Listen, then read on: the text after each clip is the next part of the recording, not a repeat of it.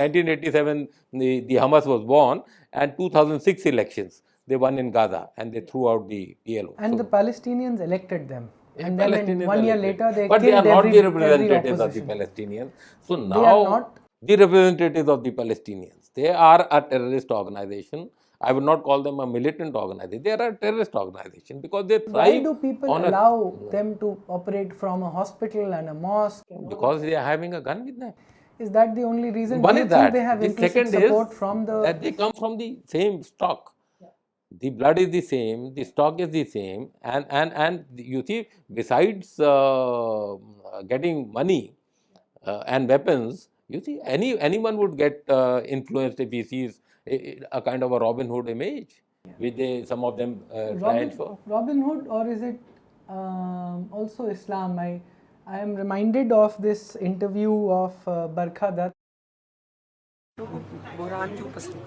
ताकि वो हमारे मज़हब के लिए लड़ रहे थे, इस्लाम मज़हब के लिए। हाँ, इस्लाम के लिए। इस्लाम के लिए लड़ रहे थे कि कश्मीर के लिए लड़ रहे थे? इस्लाम के लिए, कश्मीर के लिए भी, इस्लाम के लिए। उसके दिल में है ला इलाहा इल्लल्लाह मुहम्मद रसूलुल्लाह. This whole narrative about that this is an occupied problem, I find that is a utter lie. It is actually an Islam issue. So let's talk of political Islam. Yeah. Now that you're wanting to allude towards Islam more. And I want to play this video for the audience.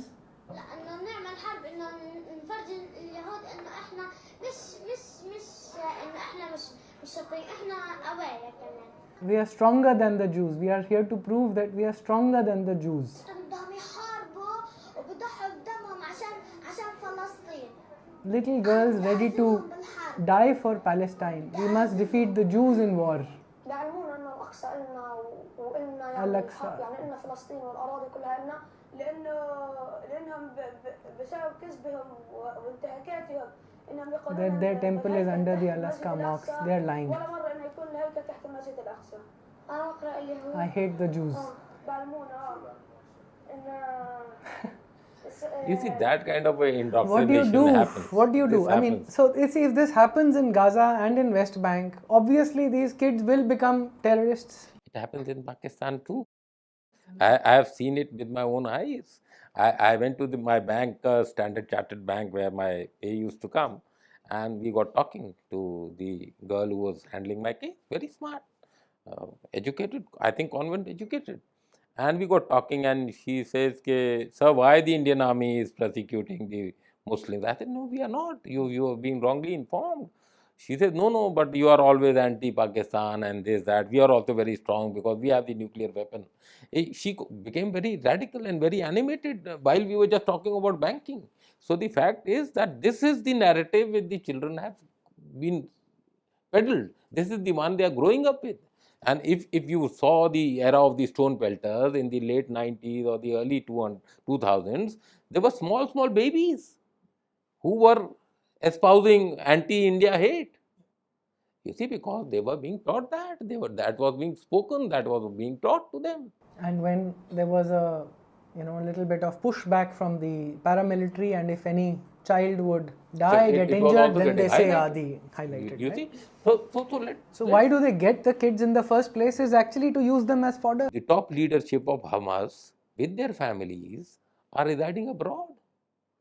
And those who are the middle rung leadership also, 1 month before this 7 October happened, had vacated Gaza and moved to Qatar, to various other places. So why it was done? It was done because the cannon fodder is that public who's been radicalized, cannon fodder is that civilian who's being used as a human shield, and who suffers the most? The children. So while I agree that a lot of them, because the terrorists have a gun, so they are compliant, but aren't they also complicit? They are the complicit. Populations, aren't they complicit as well? If you saw certain videos, when you saw the video of that Israeli woman who was being paraded, taken naked, and they were the civilians who were spitting on them, the civilians who were trying to distributing sweets, knife attack in a synagogue, they kill a rabbi, old rabbi, they had distribute sweets. Distributing sweets, there is a kind of a joyous thing happening in the Iranian parliament. So if all this is happening, you have to understand the psyche of a Muslim. For him, the concept is of no nation. It doesn't believe in a nation state. It believes in a caliphate. Now, with caliphate, we will rule the world. Either you are Muslim, it's my way or the highway. If you are not a Muslim, you are a kafir. You have to be either converted or you have to be eliminated. There is no third option for you.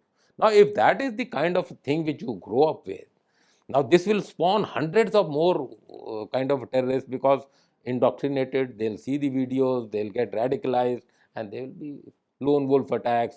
Yesterday you saw in Amman what was happening, where there was a kind of a procession which was against the Israeli embassy happening. Why don't Palestinians rise up against them? So I'll give you why I'm asking this. When Putin invaded Ukraine, you know, a lot of Western liberals, progressives as they call themselves, self-anoint themselves as progressives and whatever, they said, oh, there must be an uprising from within Russia against this warmonger and whatever, right? So the expectation that people must rise. They did exactly the same thing when Modi came to power. They said people must rise against Modi and all of that, as if the people are not with, you know, their leaders. So the point I'm making is, why is the same expectation not from the Palestinians? You see, the Palestinians, I'll generalize, not only the Palestinians, the Muslims at large, the moderate Muslims, the ones who are educated Muslims, they would prefer to keep quiet rather than make a stance, because then they are worried about a fatwa against them or their family or their interests.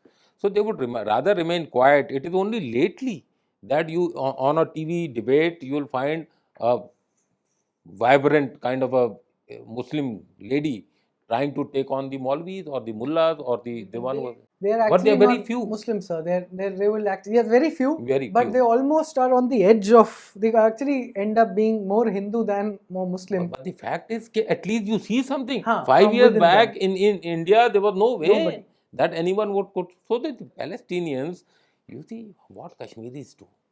They are largely fence sitters. They will side with the force or the power which they perceive to be more powerful on that given day. Is that because of Islamic, also soft corner for Islam? That will always be there. You see, that will always be there. That is the baseline.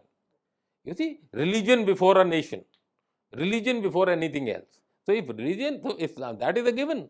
But a Kashmiri will also side with someone who is the power of the day.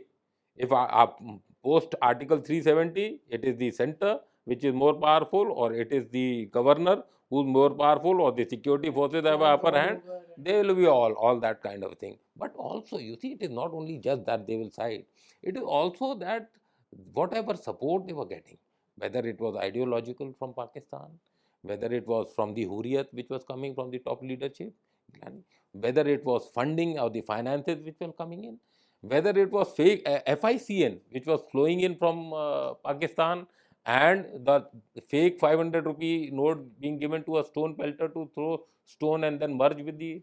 So all that has stopped, and that is why the federal structure. That is why I say Israel is small. It has a 9 million population. We are 140, 150 crore, out of which we have 25 to 30% now Muslims, and there will be illegal immigrants and Rohingyas and so many other things. So it is a much more humongous issue for us than it is for Israel. But for that also we have to have a strong federal structure, and in that federal structure the center has to be very powerful. And that is my kind of a worry, that this Indie alliance or whatever they say, these coups who are now yesterday with the Palestine Authority, we all are with Palestine Authority in the sense Palestinians, if it is a civilian casualty, if it is a children. But it doesn't mean that we are siding the Hamas. Willy-nilly we were siding with the Hamas. That is what most of our Maulvis or these. Basically, their position is that you side with the Palestinian citizens. How are they involved? They are not Hamas. Okay, what should Israel do? And Piers Morgan asks both Muhammad Hijab and the other Palestinian guy, what should we do? Basically, they have no answer. They basically want Israel to surrender. Take this and go back to peacemaking. So basically. Israel will not It surrender. will not. I don't know controversial or practical, but I just find that the solution to all this, to the Islam problem, will have to be at an India level about Ghar Wapsi. It will have to be about bringing Muslims back home. Otherwise, the edge, if you're sitting on the fence, the ability to switch over because of the Islamic structure, organization works in a manner like the Tablighi movement.